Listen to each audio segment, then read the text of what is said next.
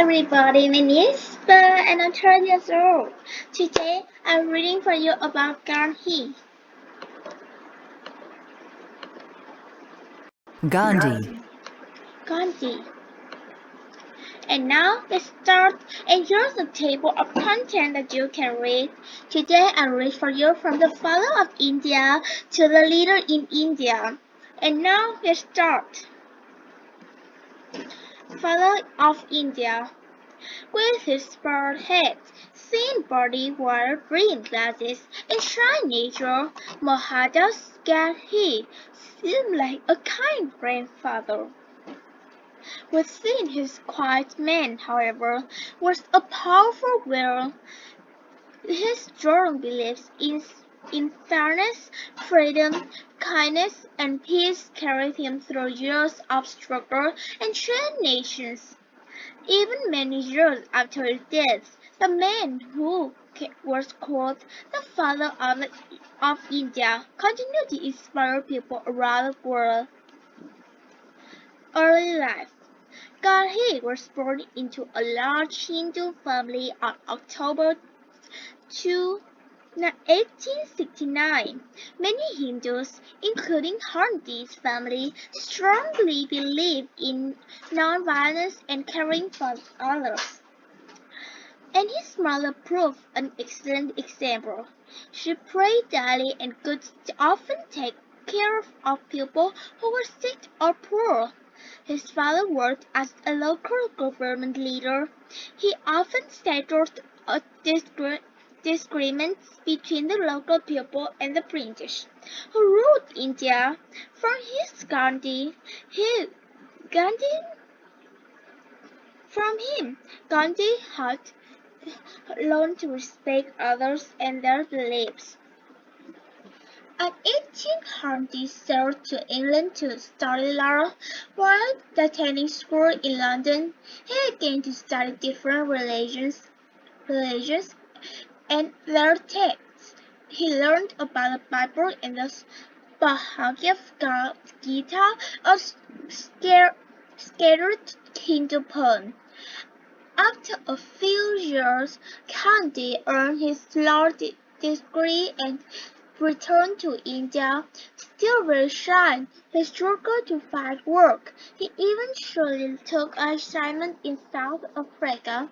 In 1888, marriage. While Gandhi was very young, his parents arranged his marriage. This custom was common in India. Until Gandhi married Kasturba, who was the same age. Gandhi and Kasturba in 1913. South Africa. In South Africa, which was also ruled by British, life was very different.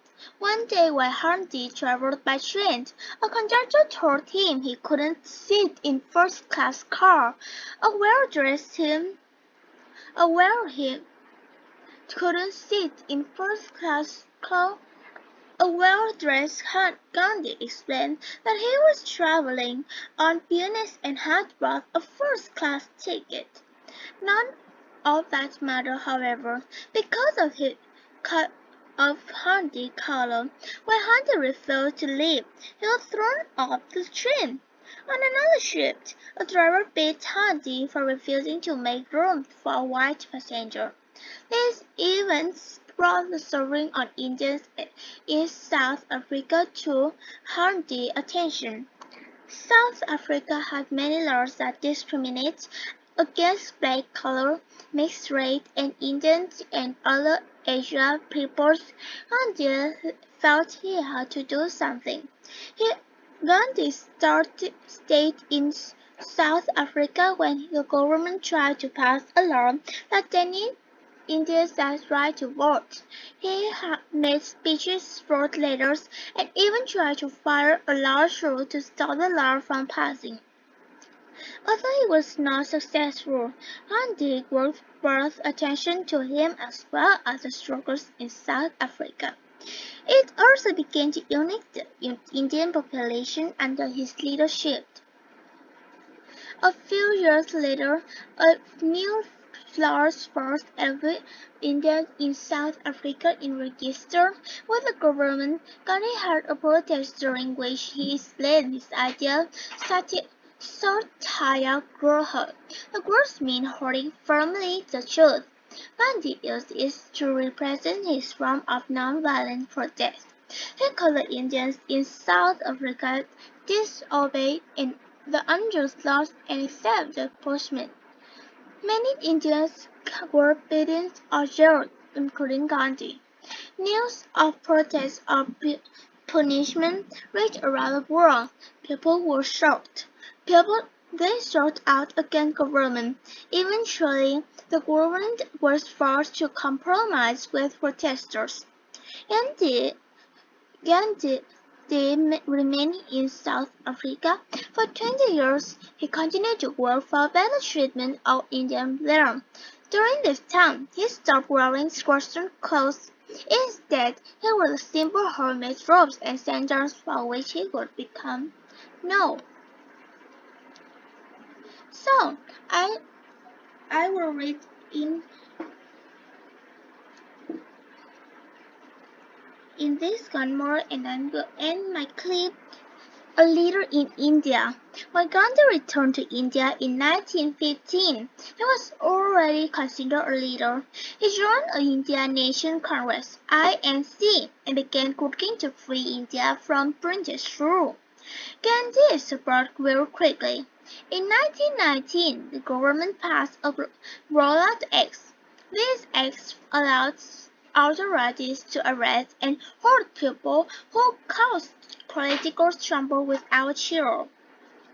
Gandhi and his supporters called for strike. People would stay home from work and school in protest. When violence broke out against the British, Gandhi cancelled the strike. A few days later, thousands of people gathered in the city of Amritsar in a peaceful, yet illegal protest. Without warning, the British troops surrounding the protest opened fire. After 10 minutes of shooting, between 400 and 1,500 Indians were dead. Many others were wounded. Up to this point, Gandhi had been trying to work with a British government. The armistice market changed everything. Soon after, Gandhi called non-cooperation another form of non-violent protest. Non-cooperation asked Indians to no longer buy British goods but work for British people or companies. It also asked them to quit jobs in the British government and to refuse any British honor. While Gandhi's efforts at non-cooperation were somehow successful, some Indian protesters still resorted to violence.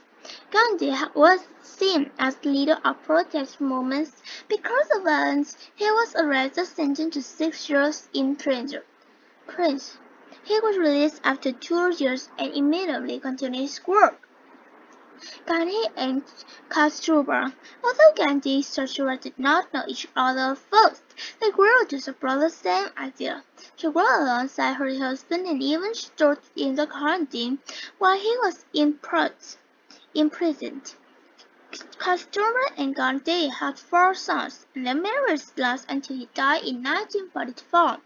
Kasturba with her sons.